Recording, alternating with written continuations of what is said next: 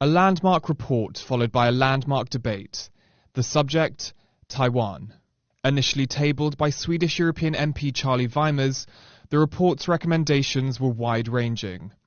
It called on EU members to intensify relations with Taiwan, expressed grave concern about recent Chinese military incursions, and called for a bilateral investment agreement with Taiwan. On the debate floor, consensus emerged on Taiwan's importance to EU foreign policy. Taiwan is a like-minded partner with whom Europe shares many common values. In a region where this is not always a given, in light of Taiwan's robust democracy and technologically advanced economy, it is crucial that the EU and Taiwan pursue a comprehensive and enhanced partnership that underpins the rules-based order. The report comes amid warming European sentiment toward Taiwan, after China's assertive foreign policy has sowed scepticism in European capitals. From some during the debate, there were pointed comments for Beijing. The overarching goals of the EU's Taiwan policy have always been stability, peace, and respect for the will of the people, and therefore we have consistently opposed unilateral changes of the status quo in the Taiwan Strait. But these worthy goals are under assault from the People's Republic of China.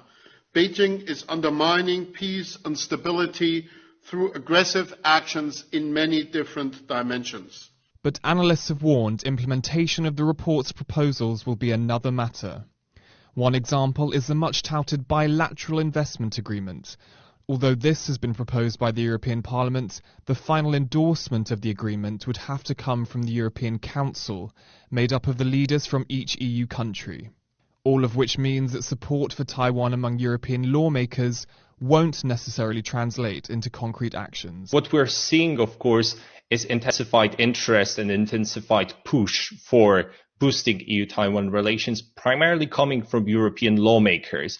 We're not seeing as much of public support from the side of executive. Of course, we have seen this sort of support taking place in the EU's Indo-Pacific strategy, but still the EU's hands are relatively tied or relatively limited by its adherence to one China policy. European parliamentarians in Strasbourg are set to vote on the report on Wednesday evening. Regardless of the outcome, a consensus in Europe is emerging for increased support of like-minded Taiwan. But with the interests of 27 member states to balance, a sea change in the EU's policy on Taiwan and China remains a way off. Chris Ma and James Chater for Taiwan Plus.